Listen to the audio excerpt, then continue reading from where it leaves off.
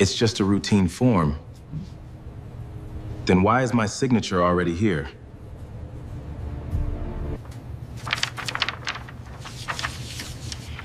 You weren't supposed to find those. I found all of it. Daniel Lopez was 42, a municipal electrical inspector in Columbus, Ohio, the kind of man people barely noticed unless a power line failed. Around the neighborhood, everyone believed his wife, Emily, was the successful one, while Daniel simply drifted through life behind an old Ford F-150 and a faded lunchbox. Every Saturday, he mowed his lawn, repaired small things without being asked, and waved before sunrise on his way to work. What they didn't know was Daniel had quietly spent years preserving every receipt, every document, every security recording that touched his home. So when he pulled into his driveway and found a black Mercedes-Benz S-Class blocking his path, then heard an unfamiliar man's laughter through the half-open front door. His hand closed around the doorknob, and he didn't push it open. If you're watching from somewhere in the world today, let me know your country and your local time in the comments. I always enjoy seeing how far these stories travel. And if you enjoy slow-burning mysteries where patience defeats deception, consider subscribing. Tomorrow's story begins with a single phone call that changes everything. Daniel didn't open the door. His hand remained wrapped around the cold brass handle for 2 long seconds while the laughter faded into silence. Whoever had been inside had either heard his truck pull into the driveway or had already slipped out through the back of the house. Years of inspecting damaged electrical systems had taught him one habit, above all others: never rush toward the first thing that looked broken. Look, measure, understand. Only then did he push the door open. The smell reached him before anything else.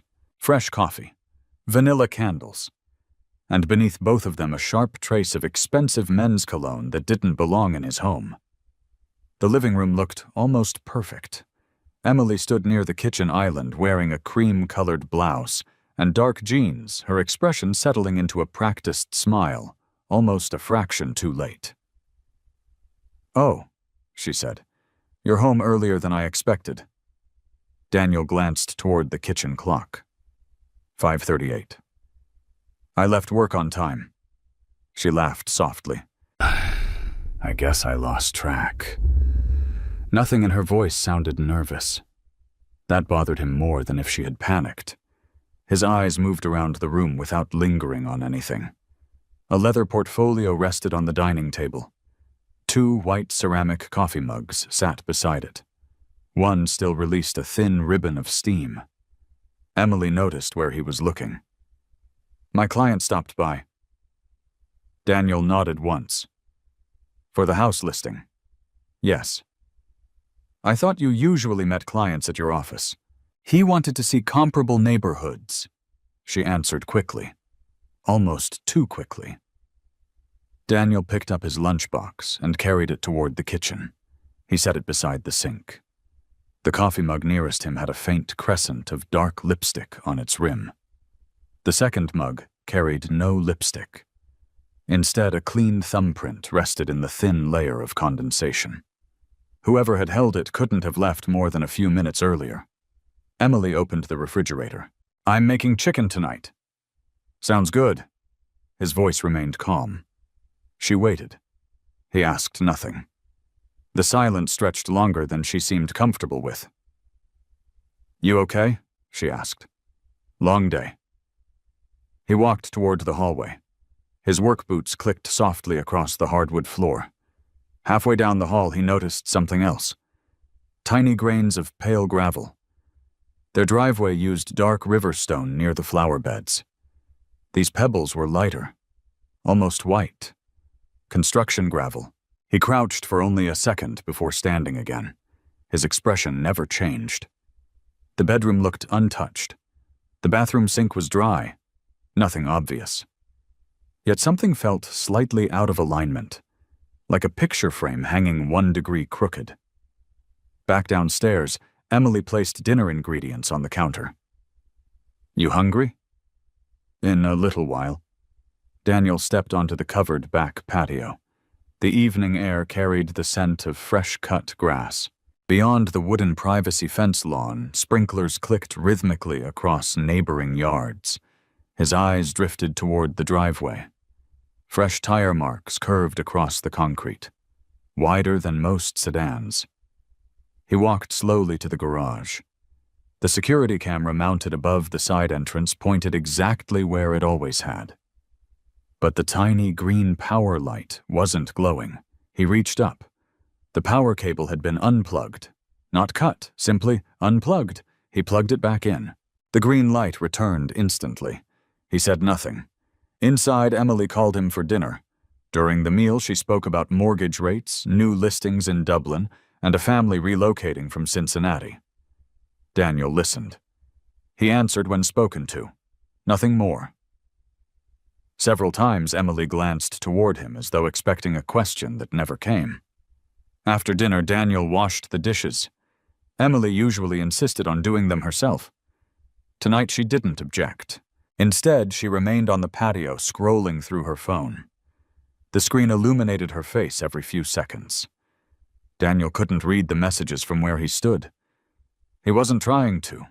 Observation meant seeing what presented itself, not chasing what remained hidden. Later that evening, he carried a small toolbox into the garage. Emily looked up. Working? The garage door sensor has been acting up. Need help? No. The toolbox wasn't for the garage door. Hidden behind a row of paint cans sat a compact network storage unit connected to 4 hard drives. Years earlier, after several storms had knocked out neighborhood power, Daniel had installed a backup recording system independent from the visible security cameras. The outdoor cameras stored footage locally before uploading encrypted copies every night. Most homeowners never bothered. Daniel had installed commercial-grade systems for municipal buildings long before working inspections. Old habits stayed with him. He powered on the monitor. One camera showed the front driveway. Another overlooked the backyard. A third covered the garage entrance. Today's files had stopped recording precisely at 3:17 p.m., exactly when someone unplugged the front camera. Daniel expected that. What interested him wasn't the interruption. It was what had happened before it. He inserted the backup drive. The archive loaded slowly. Date, time, camera 1, 2:54 p.m. A black Mercedes-Benz S-Class rolled into the driveway. Daniel recognized it immediately. The same car he had seen 20 minutes earlier. A tall man wearing a navy sport coat stepped out. The image captured only the back of his head, short blonde hair, broad shoulders. He carried a leather folder beneath one arm. Emily opened the front door before he reached it. She wasn't surprised to see him. She had been waiting. They disappeared inside. Daniel watched without moving. The timestamp advanced, 3:15. The man exited carrying nothing. Emily walked him to the driveway. She smiled. The man briefly placed his hand against her shoulder. Not a hug. Not obviously intimate. Too familiar to be professional. Then came the moment Daniel replayed 3 times. The visitor glanced toward the camera. He pointed upward. Emily looked. Seconds later, the recording stopped. Camera offline. Daniel leaned back in the folding chair. He didn't clench his fists. He didn't curse. His breathing never changed. Instead, he reached for a legal notepad and wrote 3 lines. Mercedes-Benz S-Class. Arrival 2:54 p.m.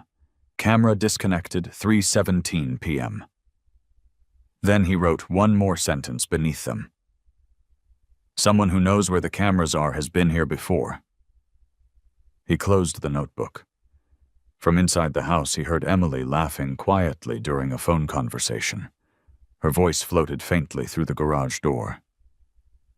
Daniel couldn't hear the words, only the tone, comfortable, confident, as though nothing unexpected had happened that day.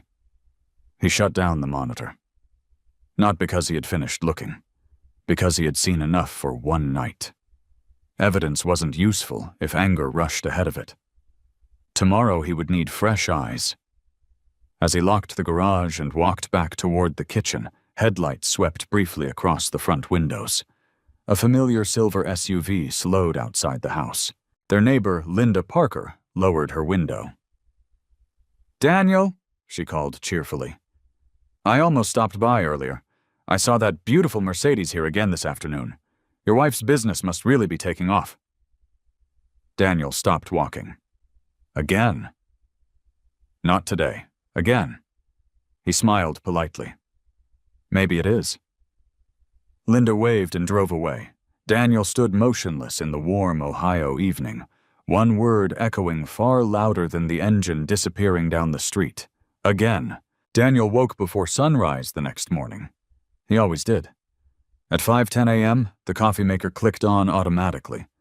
By 5:18, he had packed his lunch, checked the weather, and backed his old Ford F-150 out of the driveway. Emily was still asleep, or at least pretending to be. The bedroom door had remained closed while he left, and he made no effort to disturb her. The quiet drive into downtown Columbus usually cleared his thoughts. Not today. Linda Parker's single word stayed with him. Again. People rarely remembered exact cars. Yet Linda had. That meant the Mercedes had become familiar enough to register in the neighborhood without anyone questioning it. Daniel spent the morning inspecting electrical upgrades at a renovated elementary school on the city's west side. Contractors followed him from room to room while he checked breaker panels, emergency lighting, and grounding systems. His voice remained steady. His reports remained precise. No one around him could have guessed his marriage had begun to unravel less than 24 hours earlier. That was another habit Daniel had developed over the years. Personal storms stayed outside the job. At noon, while eating a turkey sandwich inside his truck, he opened the county auditor's public property database on his phone. He typed one search, Ryan Whitmore. No results. He tried again, Whitmore Development. Nothing. Then he searched using the address printed on the shipping label he had photographed the night before. A limited liability company appeared. Oak Ridge Residential Holdings, LLC, registered 6 years earlier. The listed managing member was not Ryan Whitmore. It was another company, Stonebridge Capital Management. Daniel followed the trail. That company belonged to another LLC. The ownership chain disappeared behind registered agents and business service addresses in Delaware. Complicated. Deliberately complicated. He closed the browser. Someone who built businesses through layers of shell companies rarely operated with complete transparency. Still, none of it proved anything involving Emily. Not yet. After work, Daniel stopped at a hardware store in Hilliard instead of driving directly home. He bought replacement motion sensor batteries, a packet of cable ties, a compact notebook. Nothing unusual. The cashier wished him a nice evening. He smiled politely. When he reached home, Emily's SUV already sat in the garage. She greeted him with unusual warmth. "I made lasagna. It smells good. I thought we could eat outside." Daniel nodded. Dinner passed quietly. Emily spoke about a luxury condominium listing near Dublin Bridge Park. She described difficult buyers, a commission that might close next week. Daniel listened without interruption. Once again, she seemed almost disappointed by his lack of questions. After dinner, she excused herself to answer a phone call upstairs. Daniel carried the empty dishes to the sink. While rinsing the plates, he looked through the kitchen window toward the driveway. Nothing. No Mercedes. No unfamiliar vehicles. Only the porch light reflecting across the concrete. When Emily came back downstairs 15 minutes later, she smiled. "My client finally signed some paperwork." "Good. It'll be a nice commission." "I'm happy for you." She studied him carefully. The conversation ended there. Later that night, after Emily went to bed, Daniel returned to the backup recorder in the garage. He inserted another archive drive. This time he wasn't interested in yesterday. He rolled back 2 weeks, then 3. Camera 1. Monday, 2:47 p.m. The Mercedes arrived. Thursday, 3:08 p.m. The same Mercedes. Following Tuesday, 1:55 p.m. again. Every visit occurred during Daniel's work hours. Every visit lasted between 20 and 40 minutes. Sometimes Emily walked the visitor to his car. Sometimes he left alone while she remained inside. Never once did they kiss. Never once did they embrace. Nothing obvious. Nothing dramatic. Yet Daniel noticed something more important.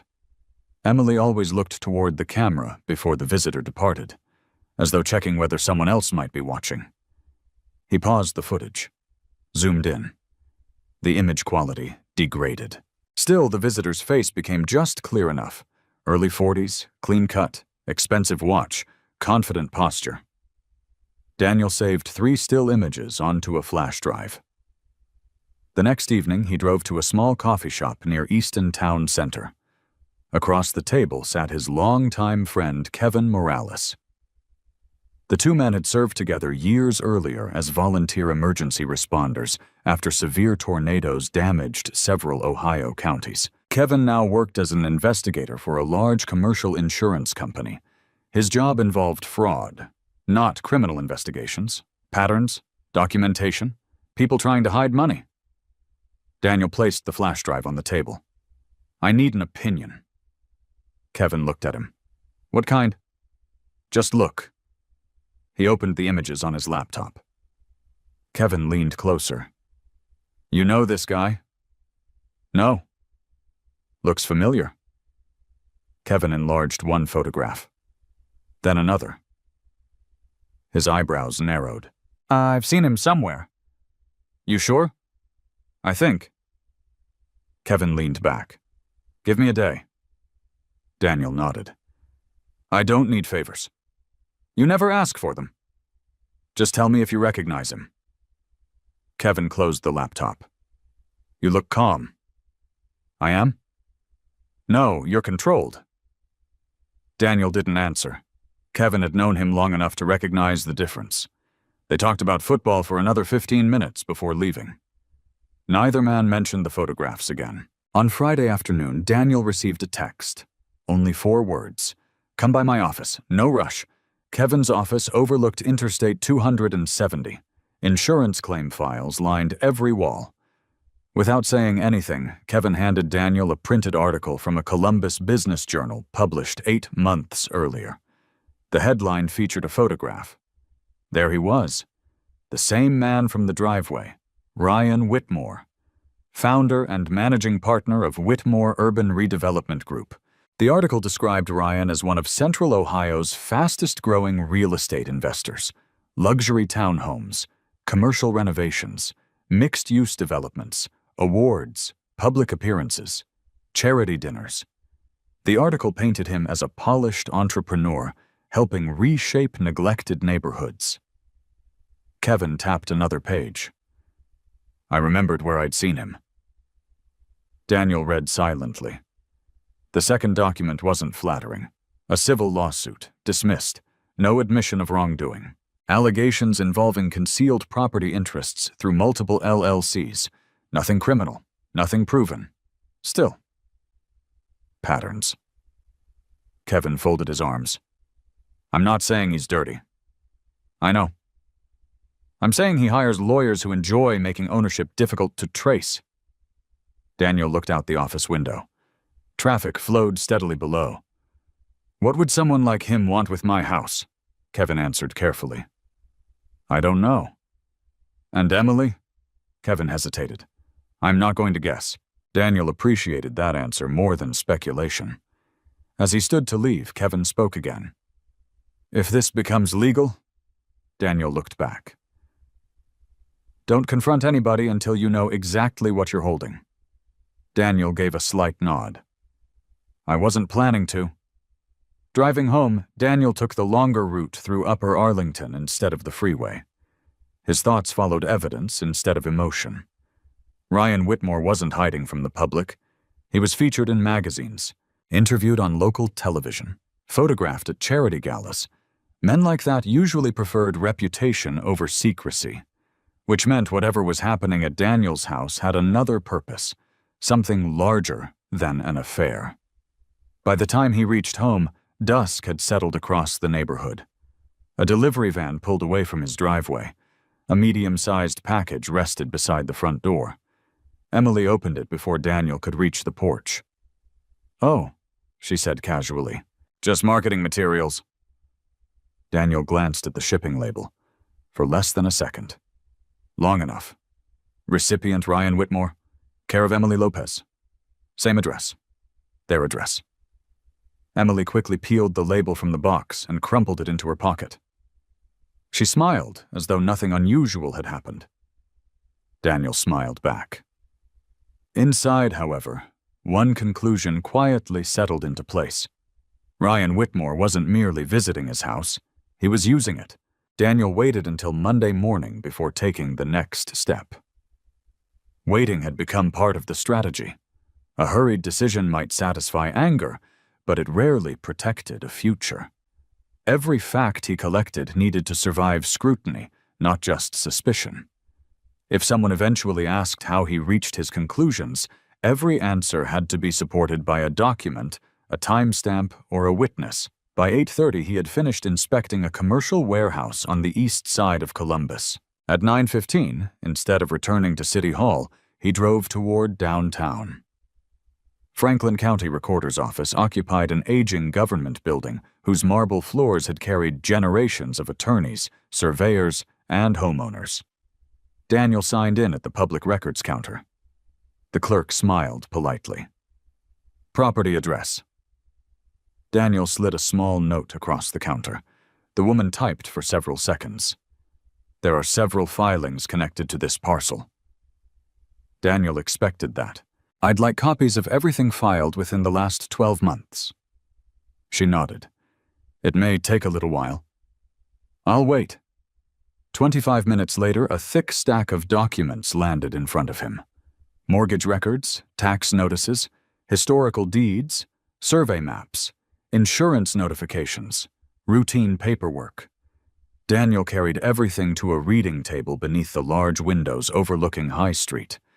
He began with the newest documents. Most appeared ordinary.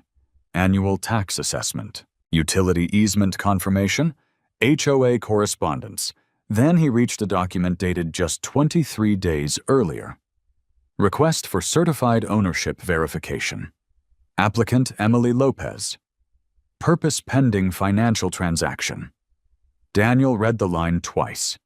His wife had requested a certified ownership verification without mentioning it. That alone wasn't illegal. People requested copies of property records all the time. But the timing bothered him. He continued reading. Attached to the request was another filing.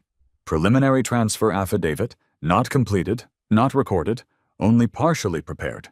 Several signature lines remained blank. Others did not. Daniel's name appeared beneath owner.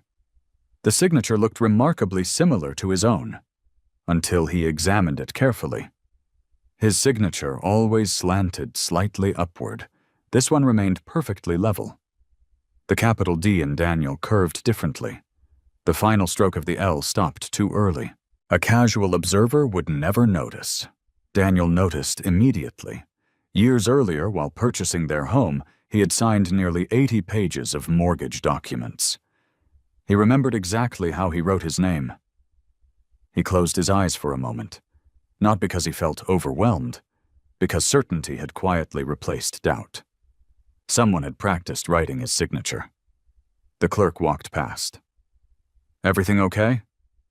Daniel smiled. Just reading. He made certified copies of every relevant document before leaving the building. Nothing went into his briefcase without a receipt attached. Outside, autumn clouds drifted across downtown Columbus. Traffic moved steadily along Broad Street. Daniel remained seated inside his truck for several minutes before starting the engine. He wasn't thinking about Emily.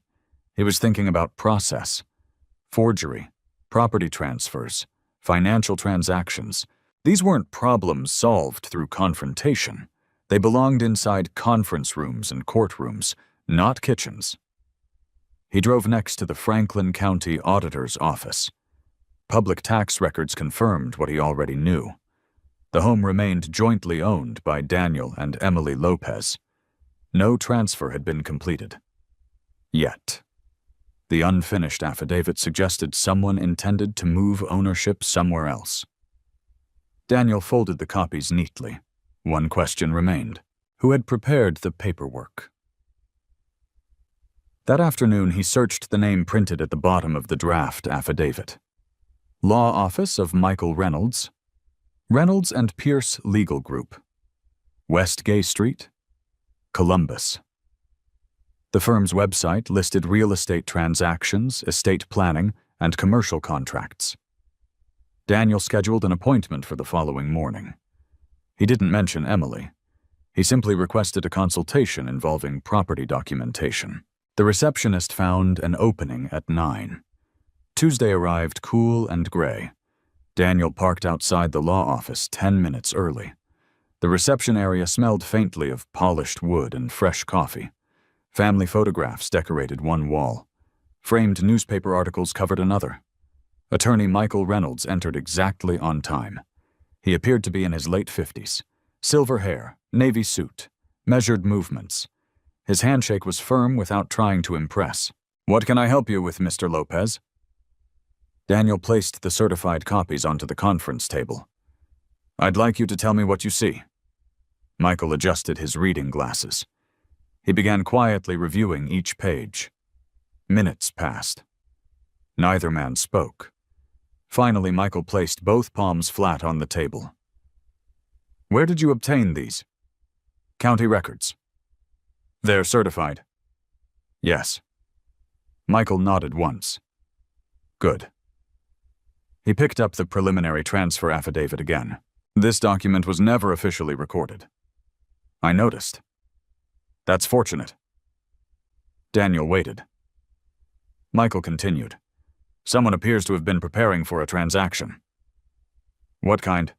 "There are several possibilities." He pointed toward one paragraph. "It could involve refinancing." Another paragraph. "It could involve transferring ownership into a trust." Another. "Or placing the property into a limited liability company." Daniel remained silent. Michael studied him carefully. "You believe your signature was forged?" "I didn't sign it." Michael slid a blank legal pad toward him. "Sign your name." Daniel did. "Once?" "Naturally."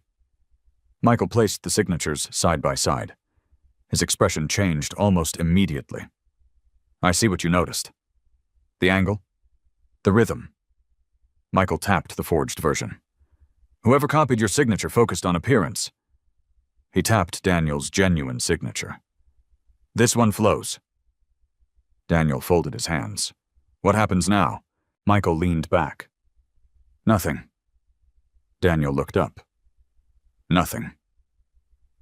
"Not yet." Michael removed the forged copy from the pile. "If this document had already been recorded, we'd respond immediately." "It hasn't." "Correct." "So, right now, someone has prepared paperwork." Michael's tone remained calm. "Preparation is not completion." Daniel understood. The law often cared more about completed acts than intentions. "What would you advise?" Michael answered without hesitation. "Do not confront anyone." Daniel had expected that. "Continue living normally."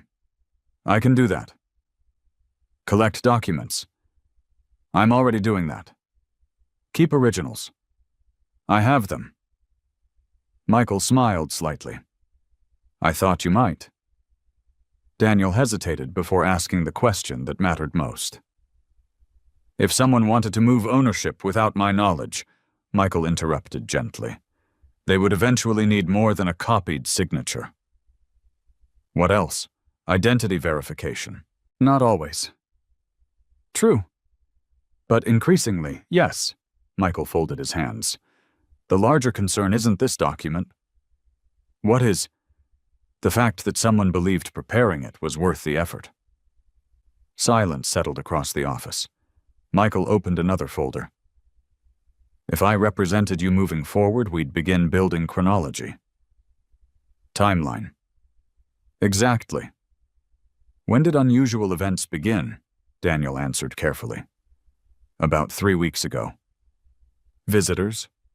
Yes. Witnesses? Possibly. Video? Daniel met his eyes. Yes. Michael nodded slowly. Excellent. Not because the situation pleased him, because evidence existed. What should I collect? Michael began making a list. Vehicle descriptions, dates, photographs, bank statements, property correspondence, emails, package deliveries, neighbor observations, anything with an independent timestamp. Daniel recognized the pattern immediately. Independent evidence, not opinions, not assumptions, facts. Before the meeting ended, Michael placed one business card across the table. His direct phone number had been handwritten on the back. If anything changes, Daniel slipped it into his wallet. Call before reacting. I will. Michael stood, then paused before Daniel reached the door. Mr. Lopez. Daniel turned. You came here earlier than most people do. What do you mean? Most clients walk into this office after they've lost the property. Daniel said nothing. Michael continued. They come after the money disappears. After the signatures are accepted. After the bank releases funds. He gave Daniel a steady look. You came before it was too late. Daniel left the office carrying the same briefcase he had entered with. The weight hadn't changed. The contents had. For the first time since finding the Mercedes in his driveway, he knew this wasn't simply about another man visiting his wife while he was at work. Someone had been preparing legal documents. Someone had practiced his signature. Someone had begun laying the foundation for a transaction involving the only home Daniel had ever owned. And somewhere inside that plan, Ryan Whitmore wasn't playing the role of an ordinary visitor. He was building towards something much larger. The annual Maple Ridge Summer Block Party had been printed on neighborhood calendars for nearly 2 months. Children talked about the inflatable water slide. Parents volunteered to grill hamburgers and hot dogs. The Homeowners Association rented folding tables, white tents, and portable speakers. To everyone else, it was simply another Saturday afternoon. To Daniel, it had quietly become a deadline. On Monday morning, Michael Reynolds called before Daniel left for work. Everything is moving. Daniel stood in the kitchen, tightening the lid on his travel mug. The bank. Protected. The title company. Alerted. The county, Michael answered without hesitation. They're cooperating. Daniel looked toward the second floor. Emily was still asleep. What's next? We stop collecting random evidence. Daniel waited. We start organizing it. That afternoon, after completing inspections at a new fire station outside Gahanna, Daniel drove directly to Michael's office. The conference table looked different than before. Instead of scattered documents, everything had been arranged into labeled binders. Timeline. Financial records, property documents, video evidence, witnesses, digital records. Michael slid the first binder toward Daniel. Read the tabs. Daniel opened it. Every page carried numbered references. Date, time, source, supporting document. Nothing depended on memory anymore. Michael spoke quietly. If this ever reaches court, chronology wins. Daniel turned another page. The first entry read September 3rd. 2:54 p.m. Ryan Whitmore arrives. Camera footage. Neighbor observation. The next. September 8th. Package delivered. Shipping label addressed to Ryan Whitmore. Photograph retained. Another. September 15th.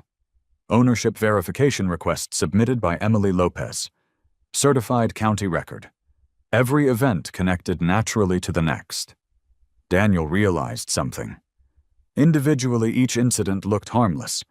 Together, they formed a pattern impossible to ignore. Michael noticed his expression. That's why we never rushed. Daniel nodded. No single piece mattered. Exactly. They only become powerful together. Late that afternoon, another woman entered the conference room. Michael stood. Daniel? This is Lisa Grant. She wore a charcoal business suit instead of a police uniform. Early 40s, professional, calm. Lisa worked within Central Ohio Community Bank's Financial Crimes Investigation Unit.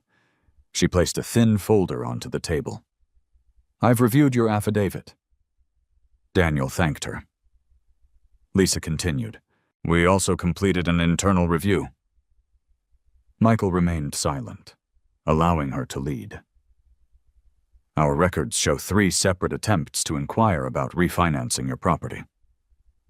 Daniel frowned slightly. I only received 1 email. You weren't supposed to receive the other 2. She opened the folder. Those inquiries were made through a mortgage broker. Daniel looked carefully. Broker name, license number, submission dates. 1 inquiry occurred nearly 4 weeks earlier, another 2 weeks later. The 3rd triggered the verification email Daniel had already answered. Lisa folded her hands. No formal loan reached underwriting. Why not? Verification failures. She slid another page toward him. 1 line had been highlighted. Applicant unavailable. Daniel looked up. They expected me not to answer.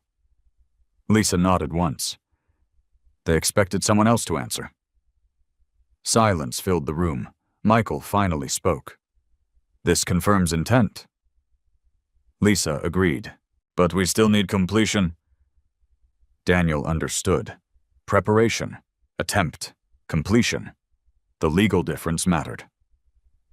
Lisa continued. I've instructed our branch managers to notify me immediately if anyone attempts additional activity involving your property. Daniel thanked her. Before leaving, Lisa paused beside the conference room door. One more thing. Daniel looked up. We've identified the mortgage broker. And he'll cooperate.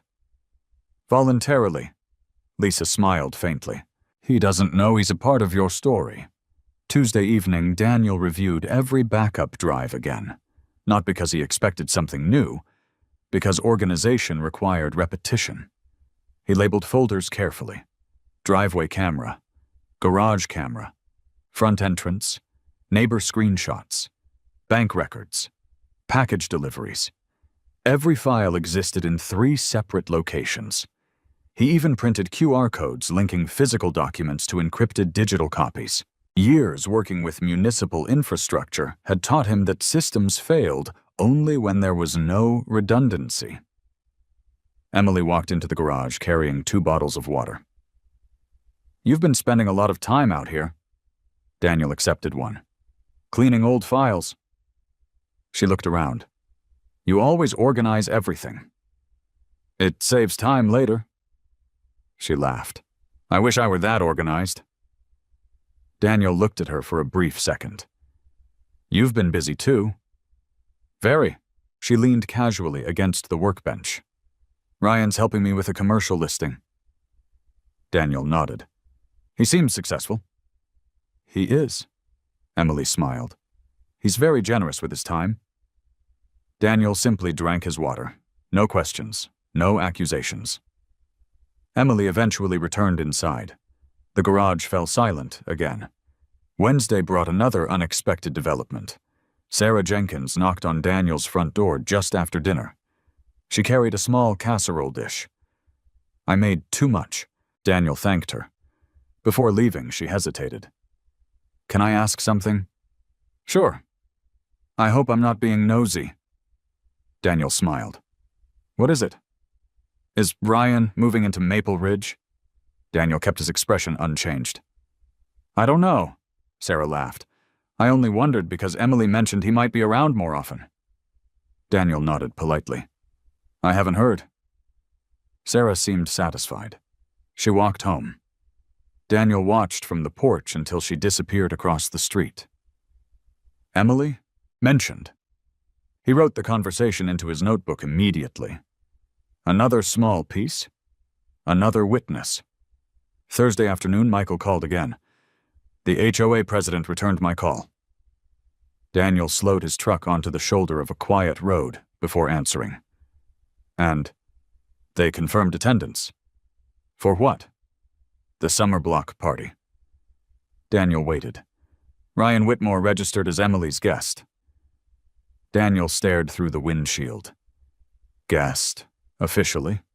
Michael continued. He didn't simply plan to appear. He registered, so everyone would expect him. Daniel immediately understood the significance. Visibility, legitimacy, normalization. The more publicly Ryan appeared around the neighborhood, the less suspicious his presence became. Exactly the strategy someone would choose before making a major financial move. Friday morning began like every other workday. Coffee, lunchbox, Ford F-150, municipal inspections. Nothing unusual. But when Daniel returned home that evening, something immediately caught his attention. The black Mercedes-Benz already sat in his driveway, parked exactly where his truck usually belonged. The engine had only recently been turned off. Heat shimmered above the hood.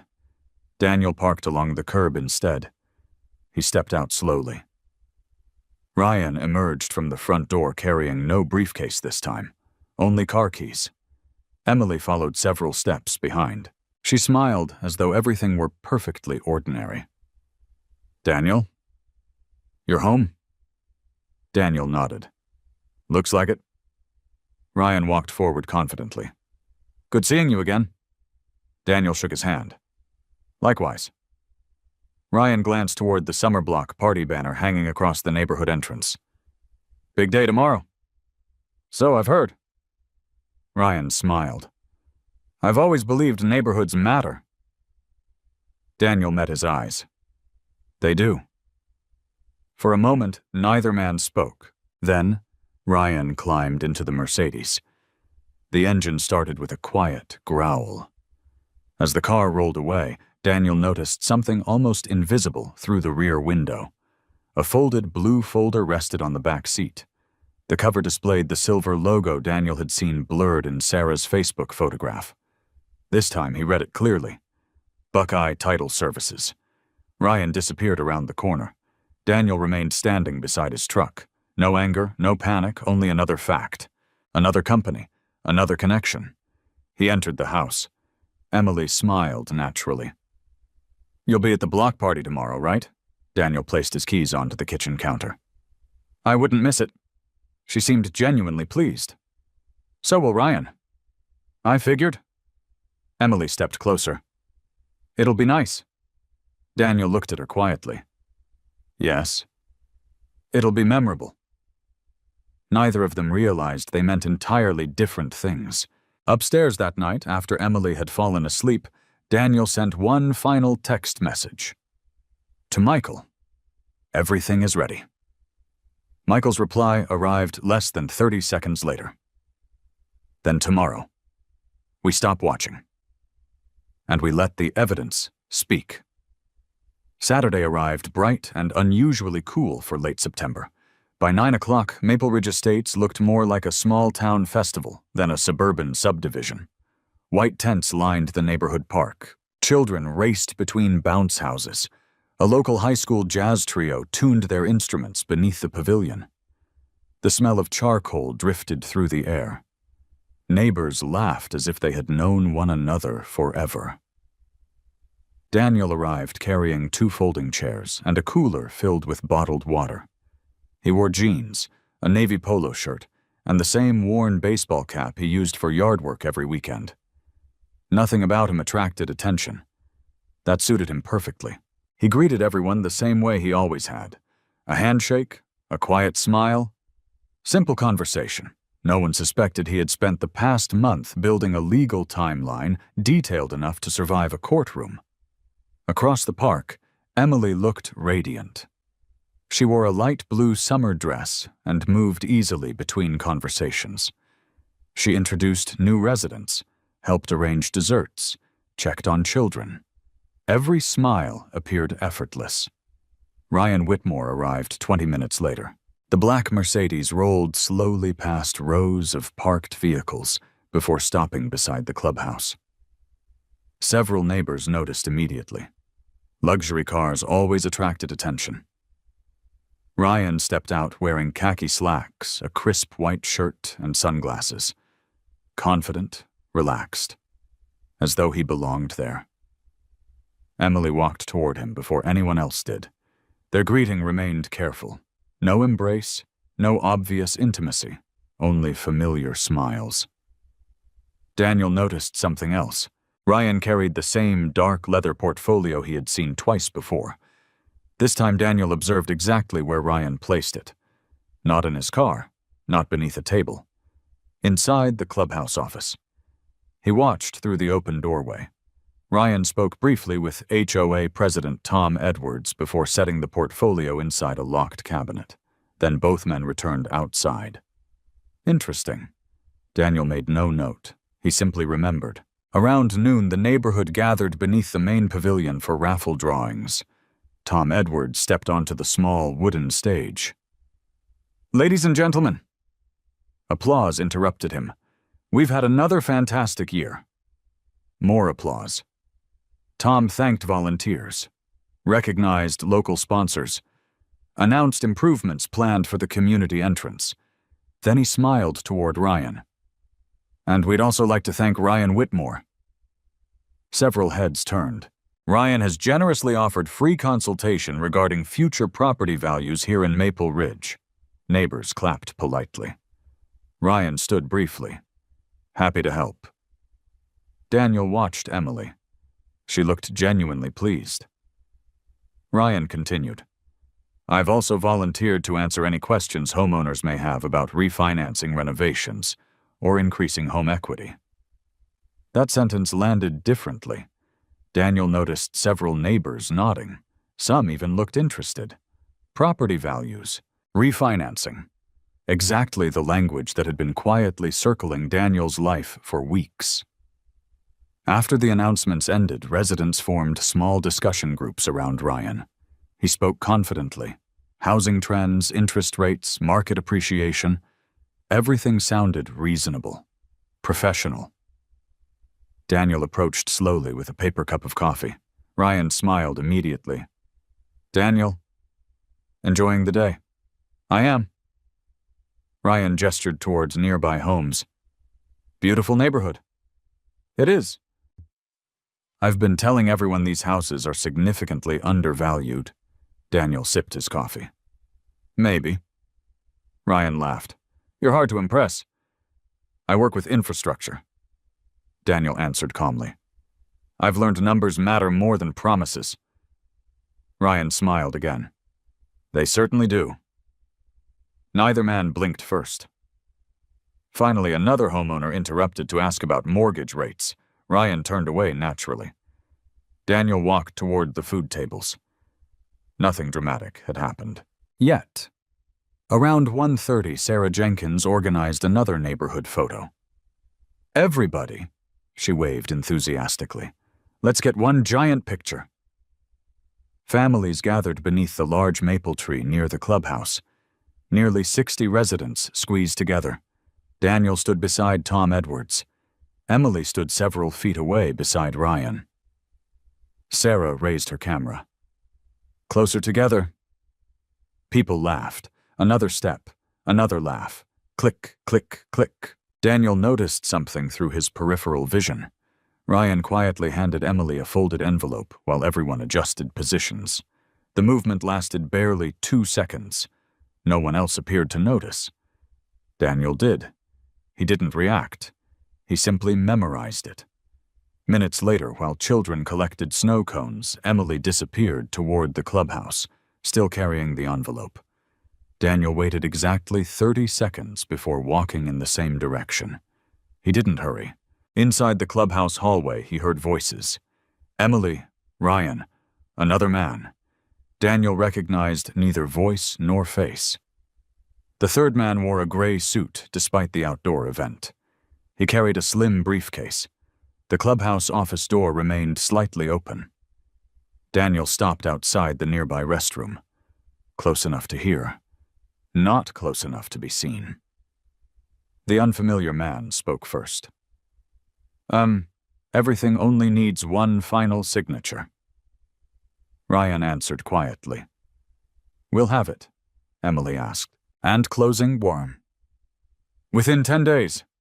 Daniel felt his heartbeat slow instead of accelerate. Control. Stay controlled. The suited man continued. Provided verification clears. Ryan replied confidently. It will. Emily laughed softly. No one suspects anything. Daniel closed his eyes for a single second. Not from pain, from certainty. The conversation ended.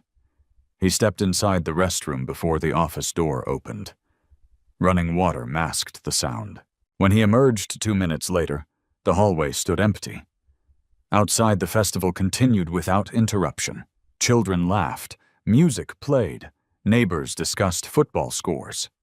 No one knew 3 people had just discussed a closing involving Daniel's home. At 2:15, Michael Reynolds arrived. Not alone. Benjamin Clark joined him. Neither wore suits, jeans, polos, baseball caps. They looked like ordinary guests. Daniel greeted them casually. You made it. Michael smiled. Nice weather. Benjamin accepted a hamburger from the grill. No one questioned their presence. Daniel introduced them simply as friends from work. Throughout the afternoon, the 3 men never remained together for long. Short conversations, separate directions, no appearance of coordination, exactly as planned.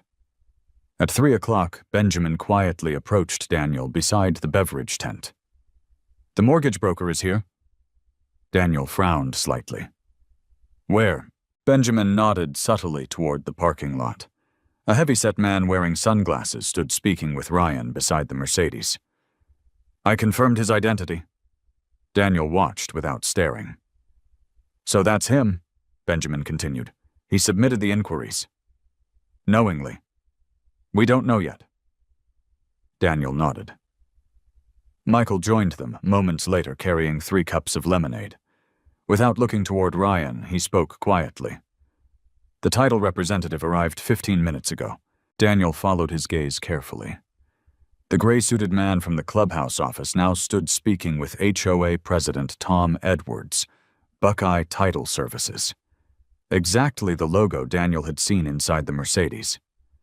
The circle had almost closed. Late in the afternoon, the raffle resumed. This time the prize was a new outdoor grill donated by a local hardware store. Crowds gathered again. Ryan drifted toward the front. Emily remained only a few steps away. Daniel stayed farther back, watching, listening, waiting. His phone vibrated once. A text from Lisa Grant. Bank just confirmed another electronic inquiry attempted at 2:07 p.m. today. Blocked immediately. Do not react. Daniel locked the screen. 2:07 p.m. Exactly when Emily and Ryan had disappeared into the clubhouse office. The timing erased the final trace of coincidence. Someone had attempted another refinancing action while standing less than 200 feet away from him, in the middle of a neighborhood celebration. Believing he would never know, Michael quietly stepped beside Daniel without attracting attention. That message, Daniel handed him the phone. Michael read it once, then returned it. It's beginning. Daniel looked across the crowd. Emily laughed at something Ryan had said. Neighbors smiled around them. Everything appeared perfectly normal, which meant the people responsible still believed they controlled the story. They had no idea that 3 attorneys, a bank investigator, weeks of certified records surveillance footage, independent witnesses, and every failed refinancing attempt were now connected into a single chain of evidence. The only thing missing was the final move they were convinced would succeed. Daniel did not sleep much after the block party, not because he felt anxious, because he finally understood the shape of the plan. For weeks he had been collecting isolated facts. Now every fact pointed in the same direction. A forged refinancing, a hidden property transfer, money borrowed against a house Daniel had spent 14 years paying for. And if everything succeeded, The debt would remain attached to his name long after the people responsible disappeared with the money. He arrived at Michael Reynolds' office before 8 Monday morning. Benjamin Clark and Lisa Grant were already waiting. For the first time since the investigation began, every major piece sat on one conference table. Photographs, affidavits, bank correspondence, certified county records, video stills, social media screenshots, witness summaries. Michael stood beside a large whiteboard. "I think we're finished collecting." Daniel looked around the room. "So what happens now?" Michael uncapped a marker. "Now we force them to make a decision." Benjamin folded his arms. "They believe Daniel knows nothing." Lisa nodded. "That advantage belongs to us." Michael drew 3 circles across the whiteboard. Attempt, execution, exposure. "We're between the second and third." Daniel studied the words. Michael continued. "If we interfere too early, they disappear." Benjamin finished the sentence. "And if we wait too long," Daniel answered quietly, "they could damage the property title." "Exactly." Lisa placed another folder onto the table. "The bank monitored activity all weekend." Daniel looked at her. "Anything?" "Yes." She opened the folder. "Yesterday evening, someone uploaded supporting documents through an online mortgage portal." Daniel remained expressionless. "My name?" Lisa nodded. "Your property?" Benjamin asked. "Can you identify the documents?" "Not yet." "The upload is encrypted until manual review." Michael looked toward Daniel. "They've officially committed." Silence filled the room. No one celebrated. Evidence mattered. Emotion did not. Lisa continued. "The review begins tomorrow morning." Michael asked, "Can it be delayed?" "For 48 hours." She smiled slightly. "I already arranged that." Another quiet layer of protection. Another advantage. Daniel drove to work afterward. Everything around him appeared ordinary. Traffic, construction crews, school buses. Life continued exactly as it always had. Only Daniel knew that somewhere inside a mortgage processing system, forged documents carrying his name waited for review. Around lunchtime, Kevin Morales called. "I found your mystery attorney." Daniel stepped outside the maintenance building before answering. "The man from the clubhouse." "Yes." Kevin sounded confident. "His name is Gregory Sloan." Daniel wrote it down. "What does he do?" "Real estate closings. Experience 22 years. Any complaints?" Kevin hesitated. "Nothing criminal. But several civil disputes involving rushed transactions." Daniel asked the obvious question. "Works with Ryan." "Frequently?" Another name, another connection, another line on the timeline. That evening, Daniel returned home to find Emily unusually cheerful. She had ordered takeout from his favorite barbecue restaurant. Brisket, cornbread, smoked beans. She rarely did that on weekdays. "Long day?" she asked. "The usual?" She poured iced tea into 2 glasses. "I was thinking," Daniel waited, "we've been so busy lately." "We have. Maybe we should take a vacation after everything settles down." Daniel looked at her carefully. "Everything?" She smiled. "You know, work, the house, life." Daniel nodded. "A vacation sounds nice." Emily reached across the table and squeezed his hand. "I miss us." Daniel returned the gesture gently. "So do I." Only one statement reflected reality. He missed the marriage he thought he had. She appeared to miss the version of him that still believed every word she spoke. Tuesday morning, Lisa Grant called before 9. "The uploaded files are available." Daniel immediately left his inspection route and drove to Michael's office. Benjamin arrived 10 minutes later.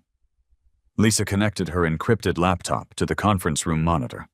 One by one, the files appeared. income verification, property insurance, mortgage statements, driver's license. Daniel stared at the screen. The driver's license looked authentic. Too authentic. Benjamin leaned closer. That's sophisticated. Lisa enlarged the image. The photograph belonged to Daniel. The license number was correct. Address, date of birth, everything matched. Only one detail differed, the signature. Someone had replaced Daniel's real signature with a near-perfect forgery. Michael quietly slid the forensic examiner's report beside the monitor. High probability of simulated signature. The evidence now overlapped. Benjamin looked at Lisa. What about metadata? She typed rapidly. The files were scanned Saturday. Time. 2:11 p.m. Daniel immediately recognized it. Saturday. Block party. 2:11 p.m. Almost exactly when Ryan Emily and Gregory Sloan had been inside the clubhouse office, Lisa opened another file, a signed occupancy affidavit, claiming Daniel lived in the property. True. Claiming Daniel authorized refinancing. False. Another forged signature. Michael spoke slowly. This is enough. Benjamin nodded. For criminal referral. Lisa agreed. But everyone looked toward her. The bank wants to identify who submits the final authorization. Daniel understood. Someone still needed to complete the transaction. The final signature, the final confirmation, the final step. Without it, prosecutors might prove attempted fraud. With it, the case became substantially stronger. Michael turned toward Daniel. They're going to contact you. When? Probably within days. Daniel frowned. They think they're contacting me already. Benjamin smiled faintly. No. They're contacting someone pretending to be you. Silence. Then realization. A phone verification, an identity confirmation. Someone would need to impersonate Daniel directly. Wednesday afternoon, another surprise arrived. A certified envelope. Return address, Buckeye Title Services. Daniel signed for it personally. Inside was a notice scheduling a preliminary closing consultation for Friday afternoon. His name appeared at the top. Emily's beneath it. Gregory Sloan listed as closing attorney. Daniel immediately drove to Michael's office. Michael finished reading the letter, then smiled for the first time in weeks. They've made a mistake. Daniel looked puzzled. What mistake? They invited the real Daniel Lopez. Benjamin laughed quietly. They expected Emily to intercept the mail. Daniel realized what had happened. The postal carrier had required a signature. Emily wasn't home. Daniel had accepted the envelope himself. For the first time, the conspirators had lost control of information.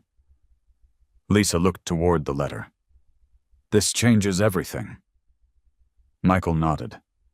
We no longer have to wait.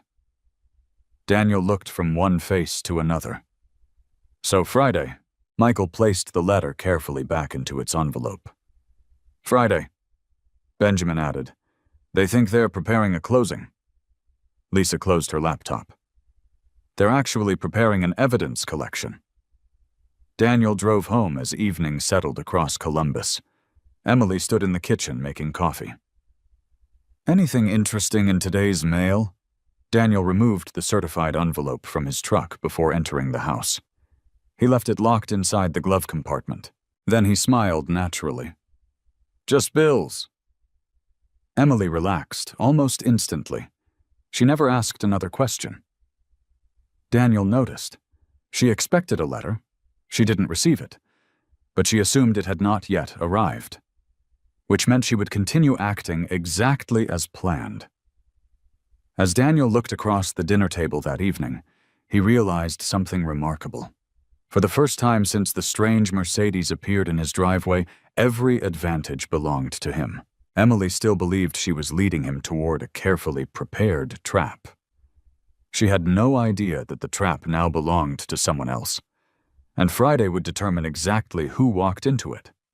Friday morning arrived without rain. Clouds drifted slowly over Columbus, leaving the air cool enough that Daniel wore a lightweight navy jacket when he left for work. He never intended to spend the day at work. Everything scheduled after noon had already been reassigned. His supervisor believed Daniel was taking personal leave to meet with a financial advisor. That part at least was true. At 10:15 a.m., Daniel parked behind Michael Reynolds' office instead of using the front lot. Inside the conference room, everyone had already arrived. Michael, Benjamin Clark, Lisa Grant, and 2 new faces. Michael stood as Daniel entered. "I'd like you to meet Detective Andrew Collins." The detective appeared to be in his early 50s, calm eyes, plain gray suit, no visible badge. The woman beside him extended her hand. "Assistant County Prosecutor Rachel Foster." Daniel shook both hands. Rachel opened a slim notebook. "We're here to observe."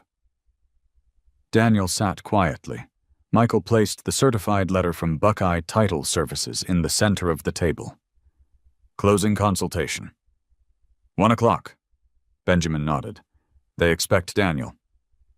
Rachel looked toward Daniel. "You'll attend?" Daniel wasn't surprised. "I assumed I would." "You won't accuse anyone," Rachel continued. "You won't argue. You won't reveal what you know." Detective Collins smiled slightly. "You'll simply let people make their own decisions." Michael added one final instruction. "Listen more than you speak." Daniel had spent 6 weeks doing exactly that. At 11:40, the group left separately. No one arrived together. No one parked together. Daniel reached Buckeye Title Services at 12:47 p.m. The office occupied the second floor of a modern brick building near downtown Columbus. Professional. Quiet. Glass doors. Framed photographs of suburban neighborhoods decorated the reception area. A receptionist smiled warmly. "Mr. Lopez." Daniel nodded. "Please have a seat. You'll be called shortly." He sat beside a coffee table stacked with real estate magazines. 3 minutes later, Emily entered. She looked surprised, not dramatically, only enough for Daniel to notice. "You got here first." Daniel smiled. "I had the afternoon free." Emily sat beside him. "You never mentioned receiving the appointment." "I figured we'd discuss it here."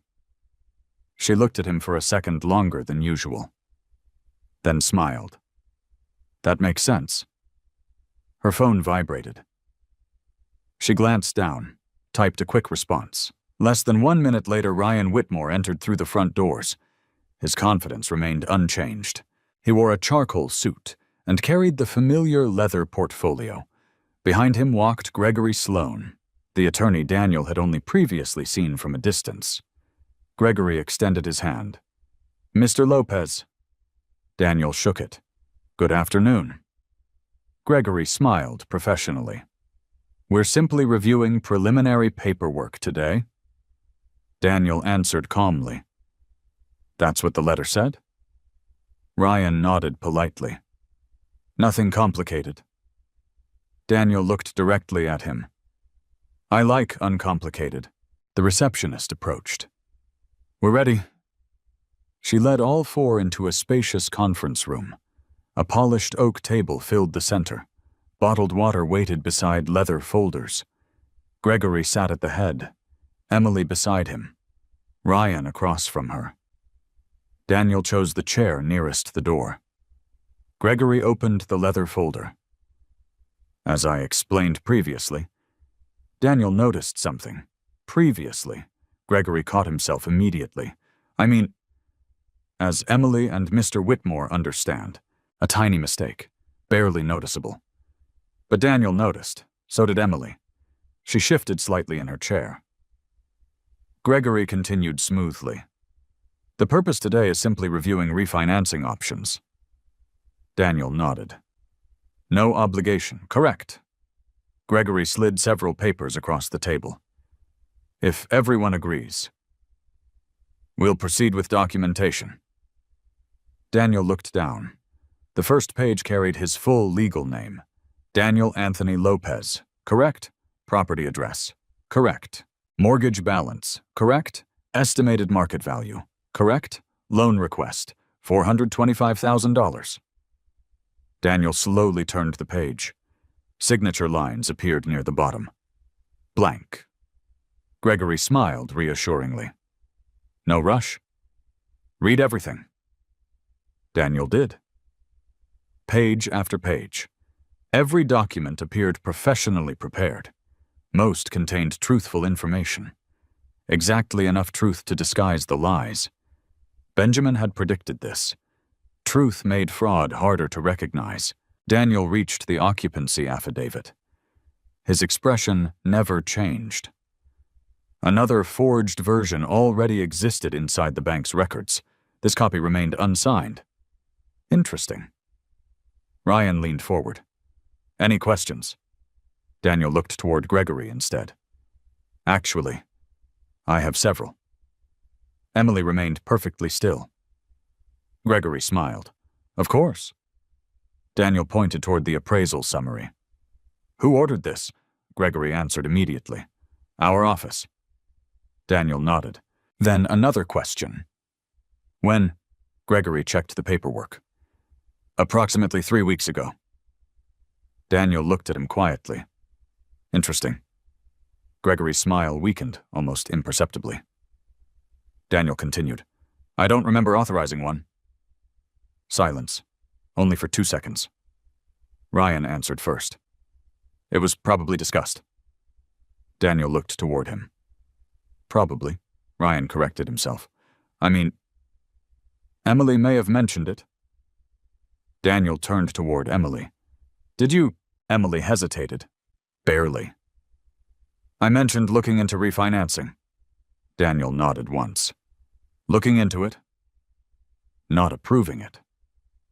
Rachel Foster, sitting unnoticed inside a neighboring conference room, connected through a shared observation system, later wrote that this was the moment everything began changing. Back inside the room, Gregory quickly redirected the conversation. Perhaps we should continue. Daniel smiled politely. Absolutely. Gregory reached another document. This simply authorizes us to proceed with verification. Daniel didn't touch the pen waiting beside his folder. Instead, he asked, verification of what? The property. The ownership. The loan. Daniel nodded thoughtfully. I see. Then he asked another question. Has anyone already submitted documents under my name? The room became still. Ryan looked toward Gregory. Gregory looked toward Emily. Emily looked only at Daniel. Nobody answered immediately. Daniel waited. Finally, Gregory cleared his throat. Why do you ask? Daniel leaned back comfortably. Because Central Ohio Community Bank informed me they received several inquiries. Ryan's fingers stopped moving. Emily's breathing became slightly shallower. Gregory smiled again. Professional, measured. I'm sure that's a misunderstanding. Daniel answered quietly. I don't believe it is. No accusations, only facts, exactly as Michael instructed. Gregory closed one folder. We can certainly clarify everything. Daniel nodded. I'd appreciate that. His phone vibrated. A message from Michael. Outside. Everything is recording. Daniel placed the phone back into his pocket. He never replied. Gregory picked up another document. This authorization should resolve any confusion. He gently slid it across the table. Daniel looked at the signature line. Blank, waiting. Everyone in the room watched him. Emily tried to smile. Ryan folded his hands together. Gregory uncapped an expensive fountain pen. Daniel reached toward it. His fingers wrapped around the pen. For 3 long seconds, no one moved. Then Daniel calmly placed the pen back onto the table. I'm afraid I can't sign this. No anger, no raised voice, only certainty. Gregory blinked. May I ask why? Daniel looked directly at him. Because someone has already been signing my name. The silence that followed felt heavier than anything Daniel had experienced since the black Mercedes first appeared in his driveway. Ryan's confident posture stiffened. Emily's smile disappeared completely. Gregory slowly lowered both hands onto the table. Outside the conference room, Detective Andrew Collins quietly stood from his chair. The conversation he had been waiting weeks to hear had finally begun. By Monday morning, the story had spread through Maple Ridge Estates. Not through gossip, through facts. 2 unmarked police vehicles had been parked outside Buckeye Title Services for hours on Friday afternoon. Several homeowners had noticed. Someone mentioned detectives. Another mentioned financial crimes. By sunrise Monday, nearly everyone knew something serious had happened. No one knew everything. Daniel preferred it that way. He drove to work as he always did. Same truck, same route, same coffee in the cup holder. The only difference was that his phone rang constantly. Michael Reynolds called first. The court signed the emergency preservation order. Daniel nodded, even though Michael couldn't see him. What does that cover? Your property. Every pending application. Every attempted transfer. Every financial filing. Daniel smiled slightly. So the house is protected? It is. And officially. Another layer of certainty. Exactly what Daniel had wanted from the beginning. An hour later, Lisa Grant called. The bank completed its internal review. Daniel pulled into a maintenance yard before answering. What did they find? Lisa didn't hesitate. They identified 6 fraudulent submissions. Daniel frowned. 6, not 3. She continued. There were 3 additional applications submitted under slightly different loan products. Daniel closed his eyes for a second. Ryan hadn't planned one transaction. He had prepared several. Different lenders, different timelines, different approval paths. If one failed, another might succeed. Lisa continued. The good news, Daniel waited. Every application has now been permanently flagged. No lender in our network can process another request without direct in-person identity verification. Daniel thanked her. When the call ended, he remained sitting inside the truck for another minute. Not because he felt overwhelmed, because he realized how close everything had come. One unnoticed signature, one missed notification, one delayed bank review. His entire financial future could have changed. That afternoon, Detective Collins invited Daniel to the Financial Crimes Division, not for questioning, for identification. Inside an evidence room, several file boxes rested on long steel tables. Collins opened the first. You've already seen the photograph. Daniel nodded. The box from Ryan's Mercedes. Collins lifted several folders. They belonged to other homeowners. Each folder carried a different address. Maple Ridge Estates, Oak Hollow Drive, Willow Court, Ashbrook Lane. Daniel recognized every street. Some belonged to people he greeted every weekend. Others belonged to families whose children played basketball near his driveway. Collins looked at him carefully. Do you recognize any names? Daniel did. Tom Edwards, the HOA president, Mark and Susan Bennett, recently retired, Victor Harris, an Air Force veteran. Every folder contained copies of property tax records, mortgage balances, estimated equity, income estimates. Daniel looked toward Collins. He was profiling the neighborhood. Collins nodded. That's our conclusion. He wasn't targeting you. You were simply first. The realization settled heavily. Daniel had never been singled out. He had merely been the easiest opportunity. Quiet, predictable, financially stable. The kind of homeowner criminals often assumed never questioned paperwork. Collins closed the box. Because you reported suspicious activity early. We've already warned the other families. Daniel nodded slowly. So they'll be protected. They already are. Justice wasn't only about punishment. Sometimes it was about preventing the next victim. Meanwhile, Emily had moved into her sister's apartment across town. She had voluntarily surrendered financial records through her attorney. She accepted responsibility for forging Daniel's signature. But prosecutors distinguished between participation and organization. Ryan remained the primary target. Late Wednesday afternoon, Michael called again. "We have another hearing Friday." "What for?" "Civil injunction. Asset freeze." Daniel wasn't surprised. Ryan's companies had already begun collapsing. Several investors demanded explanations. Banks suspended transactions. Clients canceled contracts. Confidence disappeared much faster than it had been built. Friday morning, Daniel entered the Franklin County Courthouse. Unlike Buckeye Title Services, this building felt heavy with history. Stone walls, wooden benches, quiet conversations. Everything moved according to procedure. No cameras waited outside. No reporters. Only attorneys carrying folders.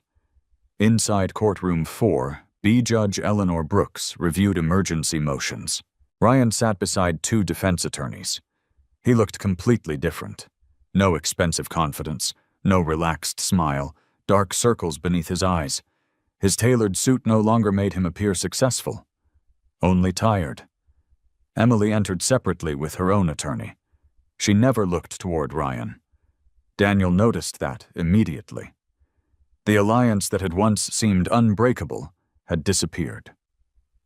Michael presented certified evidence methodically.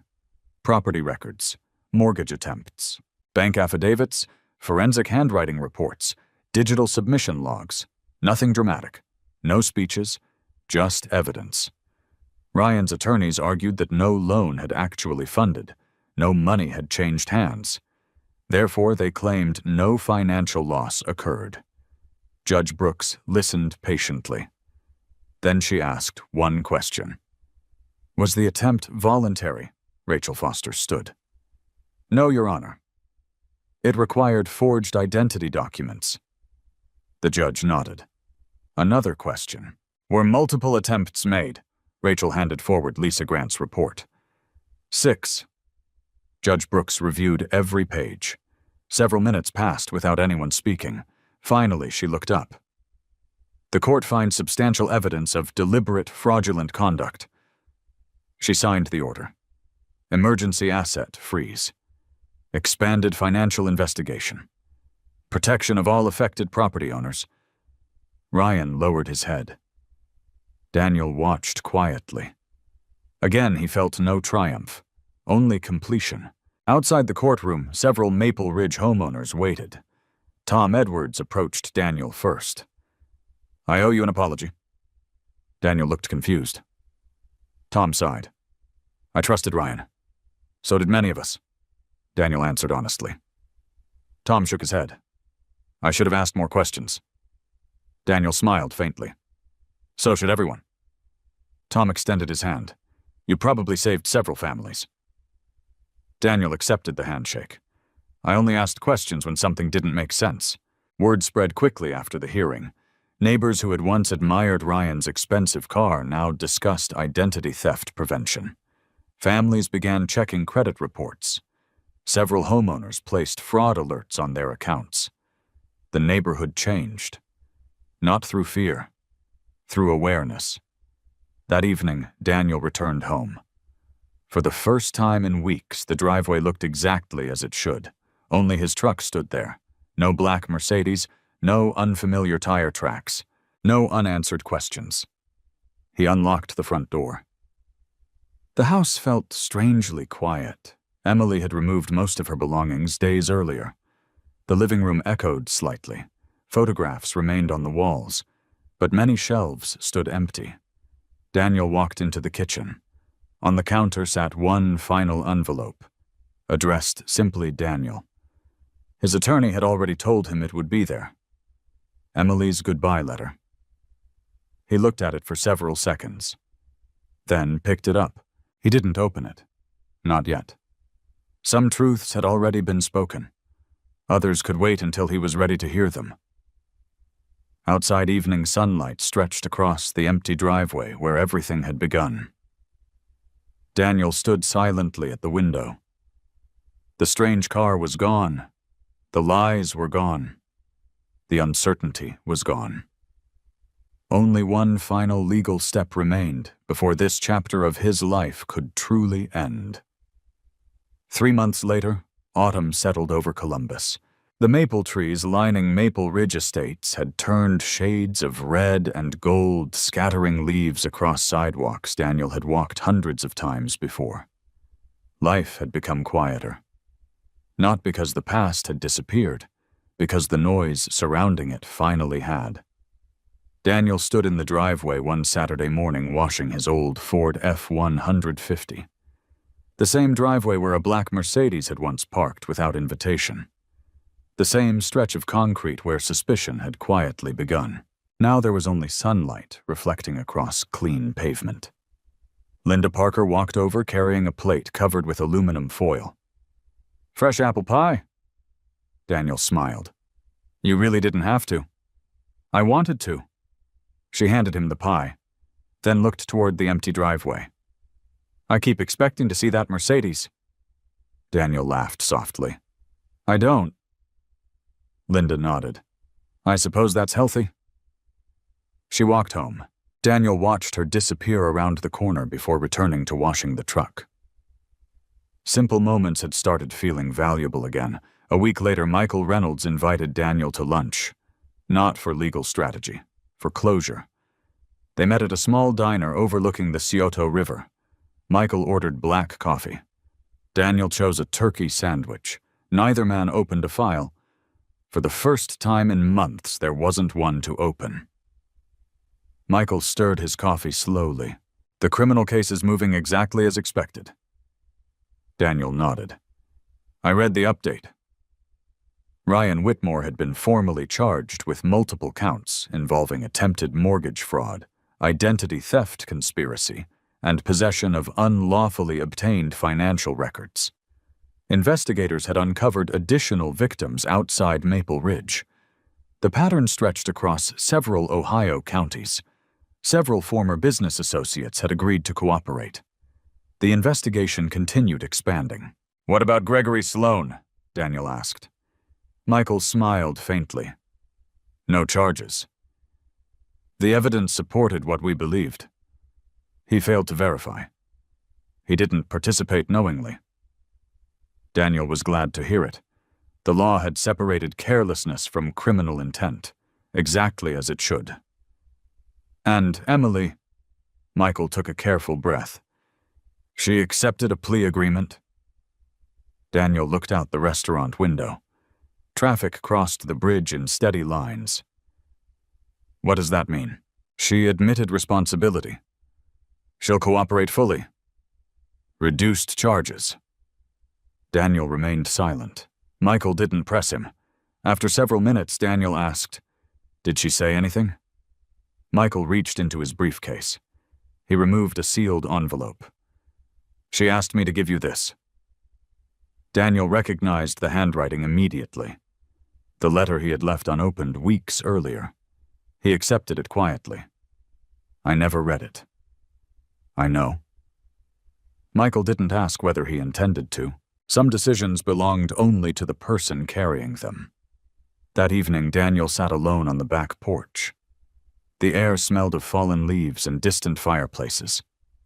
He opened the envelope for the first time. Emily's handwriting remained neat, steady. There were no excuses. No attempts to blame Ryan. No requests for another chance. Only honesty. She admitted that the first lie had seemed small. Then another. Then another. Eventually, she found herself protecting decisions she no longer recognized as her own. One sentence stayed with Daniel longer than the rest. "I stopped telling the truth because I became more afraid of being exposed than of becoming someone I no longer respected." Daniel folded the letter carefully. He didn't cry. He didn't smile. He simply accepted it for what it was.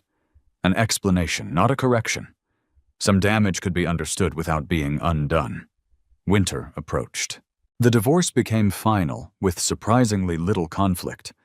Emily asked for no claim to the house, no additional financial settlement. The court approved the agreement quickly. Daniel kept the home. She left with only the belongings she had personally purchased before the marriage ended.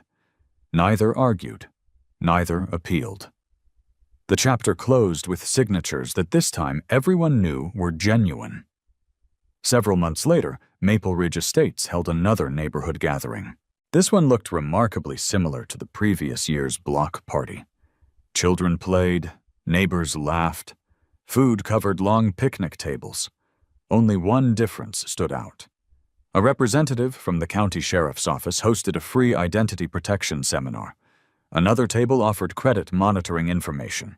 Banks distributed brochures explaining mortgage fraud prevention. Tom Edwards stepped onto the small stage. "I'd like to thank one resident." Daniel immediately looked down. He knew where this was going. Tom smiled towards the crowd. "Most of us thought paying attention meant being suspicious." "We were wrong." He looked directly at Daniel. "Sometimes paying attention simply means protecting your family." The applause surprised Daniel. He never enjoyed public recognition. He walked reluctantly toward the stage. Tom handed him a simple framed certificate from the Homeowners Association. Nothing expensive, just engraved words. Community Integrity Award. Daniel thanked everyone briefly. No speech, only one sentence. "I didn't save this neighborhood. I just asked questions before signing papers." The applause lasted longer this time. Later that afternoon, Sarah Jenkins approached him, carrying 2 cups of coffee. "You know," she smiled, "I used to think you were the quietest man on this street." Daniel laughed.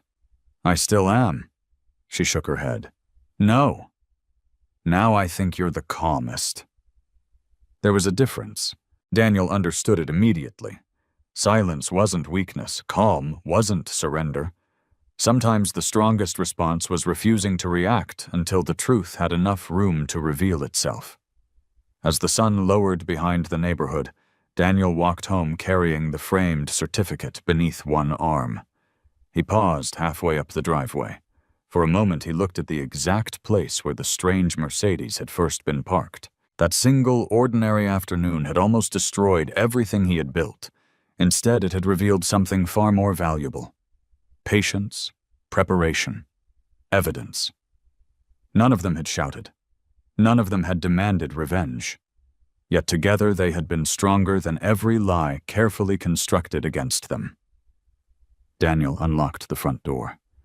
The house felt peaceful, not because it was empty, because nothing inside it needed to be hidden anymore. He placed the certificate on a bookshelf beside old family photographs. Then he turned off the porch light before going upstairs. Outside, the driveway remained exactly as it should. Quiet, honest, waiting only for tomorrow. Every betrayal begins with a choice, but so does every recovery. Daniel's story reminds us that strength is rarely loud. The strongest people are often the ones who stay calm when everyone expects them to explode. They understand that anger can satisfy a moment, but truth can change an entire future. When something feels wrong, don't ignore your instincts, but don't let emotions become your guide either. Ask questions. Pay attention to details. Protect what you've worked so hard to build. Evidence will always outlast accusations.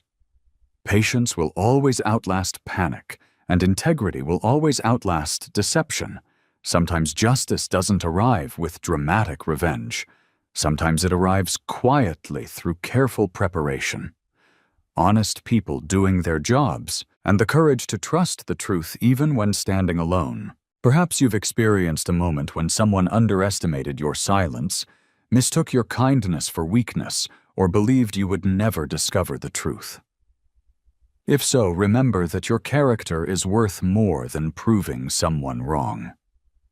Protect your peace, value your integrity, and never let another person's dishonesty define the person you choose to become.